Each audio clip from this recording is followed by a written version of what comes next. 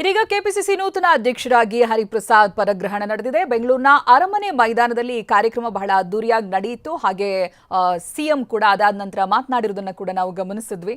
AICC ಅಧ್ಯಕ್ಷ ಖರ್ಗೆ ಇದ್ರು, CM DK Shivakumar ಇದ್ರು, ರಾಜ್ಯ ಕಾಂಗ್ರೆಸ್ ಉಸ್ತುವಾರಿ ಸುರ್ಜೇವಾಲಾ ಅವರ ಉಪಸ್ಥಿತಿ, ಜೊತೆಗೆ ಮಾಜಿ ಸಿಎಂ ಸಿದ್ದರಾಮಯ್ಯನವರು, ಹಲವು ಸಚಿವರು, ಶಾಸಕರು, ಸಂಸದರು, ನಾಯಕರು ಕಾರ್ಯಕ್ರಮದಲ್ಲಿ ಭಾಗಿಯಾಗಿದ್ದರು.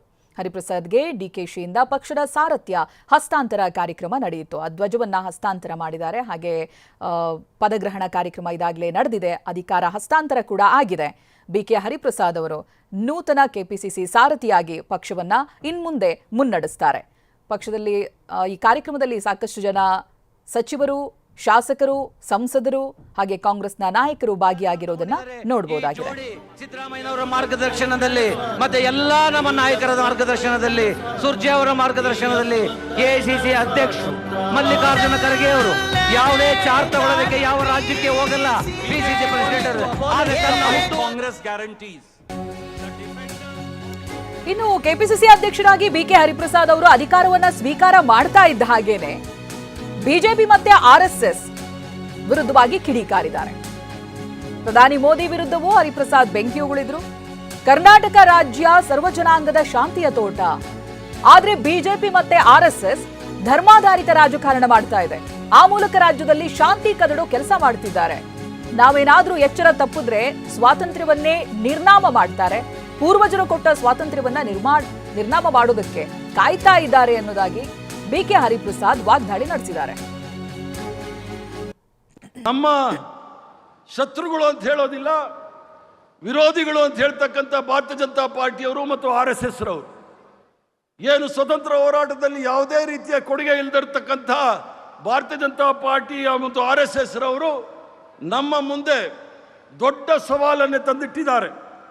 ಆ ಸವಾಲು ಏನು ಅಂತ ಹೇಳಿದರೆ, ಸಾಂವಿಧಾನಿಕ ಹುದ್ದೆಗಳನ್ನು, ಸಾಂವಿಧಾನಿಕ ಸಂಸ್ಥೆಗಳನ್ನು ಸಂಪೂರ್ಣವಾಗಿ ಅವರ ಅಡಿಯಾಳುಗಳನ್ನಾಗಿ ಮಾಡಿಕೊಂಡು ಸಂಪೂರ್ಣವಾಗಿ ಪ್ರಜಾಪ್ರಭುತ್ವವನ್ನು, ಸಂವಿಧಾನವನ್ನೇ ಬುಡಮೇಲು ಮಾಡಲಿಕ್ಕೆ ಪ್ರಯತ್ನ ಮಾಡ್ತಾ ಇದ್ದಾರೆ.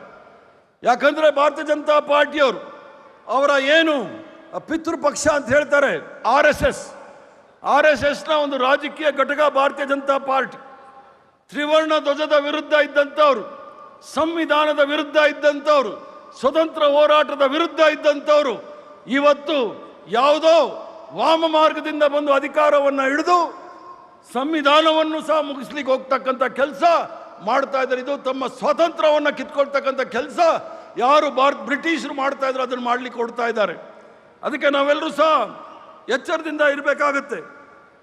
ಮಹಾತ್ಮ ಗಾಂಧಿಯವರು ಬಹಳ ದೊಡ್ಡ ನಮ್ಮ ರಾಷ್ಟ್ರಪಿತ ಮಹಾತ್ಮ ಗಾಂಧಿಯವರು, ಭಾರತೀಯ ಜನತಾ ಪಾರ್ಟಿಯವರು ಅಥವಾ RSS ಅವರು ಈಗಲೂ ಸಹ ಗೋಡ್ಸೆ ಒಬ್ಬ ಈ ದೇಶದ ಮೊಟ್ಟ ಮೊದಲನೇ ಭಯೋತ್ಪಾದಕ ಅಂತ ಹೇಳಿಲ್ಲ.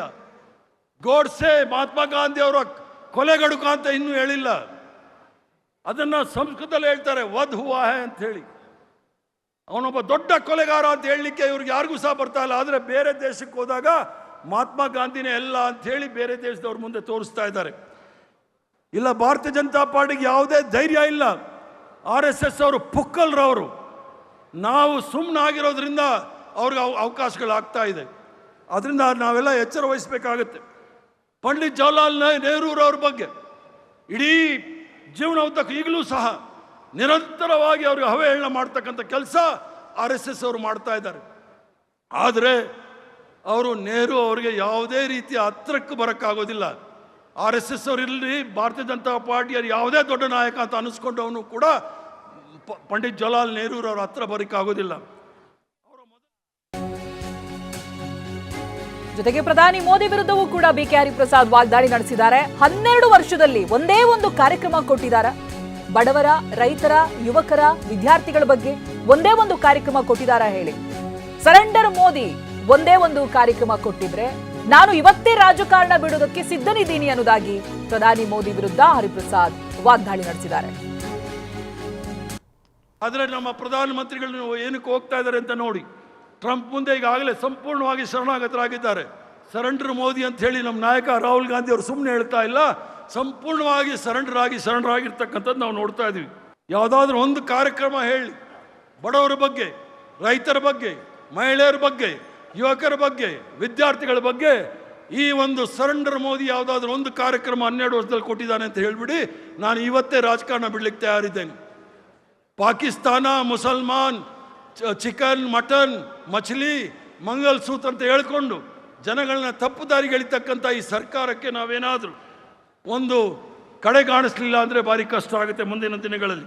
ಯಾವುದಾದ್ರೂ ಒಂದು ಕಾರ್ಯಕ್ರಮ ಹೇಳಿ, ಬಡವರ ಬಗ್ಗೆ, ರೈತರ ಬಗ್ಗೆ, ಮಹಿಳೆಯರ ಬಗ್ಗೆ, ಯುವಕರ ಬಗ್ಗೆ, ವಿದ್ಯಾರ್ಥಿಗಳ ಬಗ್ಗೆ ಈ ಒಂದು ಸರೆಂಡರ್ ಮೋದಿ ಯಾವುದಾದ್ರೂ ಒಂದು ಕಾರ್ಯಕ್ರಮ 12 ವರ್ಷದಲ್ಲಿ ಕೊಟ್ಟಿದ್ದಾನೆ ಅಂತ ಹೇಳಿಬಿಡಿ, ನಾನು ಇವತ್ತೇ ರಾಜಕಾರಣ ಬಿಡ್ಲಿಕ್ಕೆ ತಯಾರಿದ್ದೇನೆ.